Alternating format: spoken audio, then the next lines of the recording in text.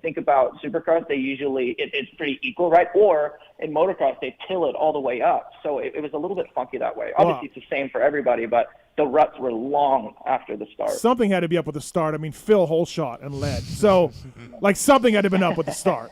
Our guy, Phil. What was funny, actually, was so I went out of the gate in the second one, dropped into the rut, and my RPMs dropped like crazy. It felt like a sponge. Like, I don't know if it was – I didn't notice it that much on the first one, but maybe, maybe from not seeing it. But when we rode on the grass for that before we hit the clay, it was like you were riding on a sponge. Like the motor, the power was sucked down. It was funky that way for sure.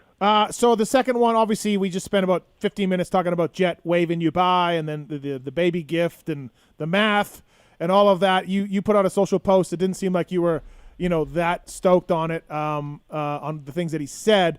What's your take on that, though? Yeah, where are you at with that? Maybe 24 hours later, 48 hours later, on that? Because I mean, again, you were catching them, but what's your take on all that?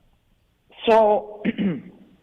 Obviously, like, I haven't won much lately, right? So for me since it was also a motocross-style track, I haven't raced besides Charlotte.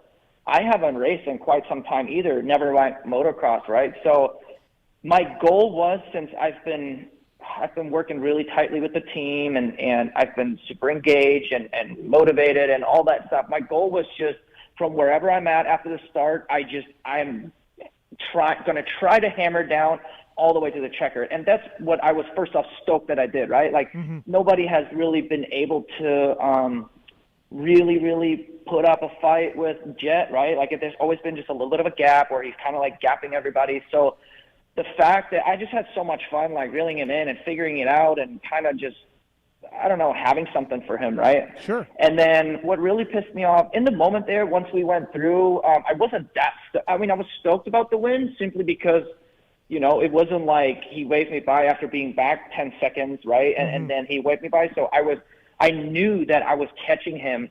And so in the moment and afterwards, it took a little time until it set in. And I was more so pissed off the next day simply because I felt like he ruined the opportunity for me to put in a late motor charge, make a pass, and have an epic win. You know what I mean? And make it an epic move of the year, since nobody has really been able to do that, you know what I mean? And that was totally ruined that way.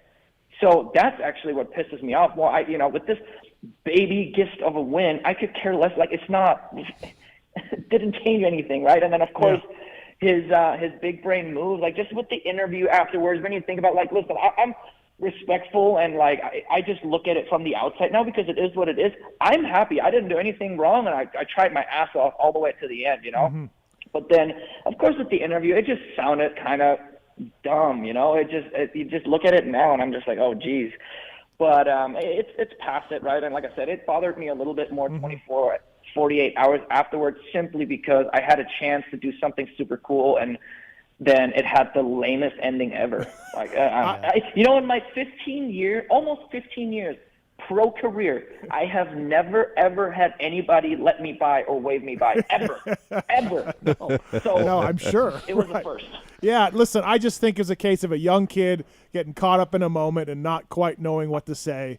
And we've all done. He hasn't learned how to lose yet, right? Like, it's just he hasn't really lost yet. So he might just need to learn that, every now and then there might be somebody that can have something for him and maybe beat him, And then, at this point, I was probably the same way when I was that age. And when you're winning everything, your ego's big, and I don't know. It was a funky situation. Jesus, I still don't really know what to think of it, honestly.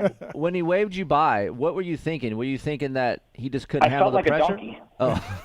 Yeah, because I was probably thinking, man, why is this guy waving me by? Like, what the hell's going on? It was so my first initial thought was, he's going to sit behind me and he's going to try and make a fool of me and really charge me hard and try to pass me again, which I would not have let that happen. Stu Chad thing. So, that was my initial thought.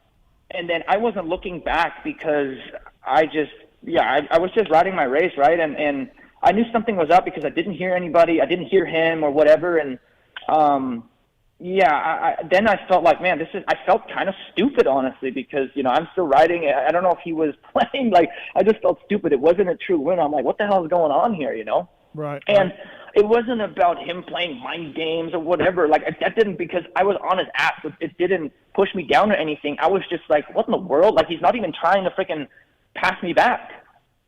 Yeah, it was, I don't know, yeah. funky. Yeah, I was looking Super down funky. on his bike too. I was gonna say, earlier. did you ever see him looking down at his bike before you passed him, or no? I did not. I saw that he was just maybe getting a little bit off balance in areas, and just little, and with the way the track was and how ruddy it was, like, you make a mistake really quick, which thank God I actually didn't make any. No, I mean, I stuck a little bit in the sand turn right there, but that was because the way it just kind of ended up being a sand wall. But overall, I didn't really have any moments or any mistakes or anything like that. I was just like a little bit slower in one part of the track, and I was better in another part of the track. So that's why we were kind of going back and forth like that. So then I kind of just made him see like little mistakes, and it's not. I don't know if it was pressure or not. I don't really want to say that it was, but I think it allowed me overall. I figured some stuff out, and it just allowed me to really, really latch onto him. And I was ready to give her the berries because I was comfortable. I didn't feel like, we were hauling ass. Don't get me wrong, but I didn't feel out of control. I took my time in certain areas simply because, it was a little sketchy there and whatnot. Like, I just was trying to ride as clean as I could, because the tiniest little hook, with how fast we were going, the tiniest little mistake, little hook, well, that's 2/10 here and 3/10 there. And then he got a little bit too far away at one point where I was like, dang it, like I had to latch on again, and which is what I did, but I just didn't want to make some stupid mistake, because it wasn't like I was right on his rear wheel where I could afford it and I'm just a little bit further back. And I was also trying to use different lines than he did, like in the sand section, which actually I thought maybe hurt me a little bit. I was going outside when he was going inside, and then other areas I was switching over. Like after the tunnel, I didn't use that inside roller the entire time. I was just trying to do everything the opposite of what he did as well. And I don't know.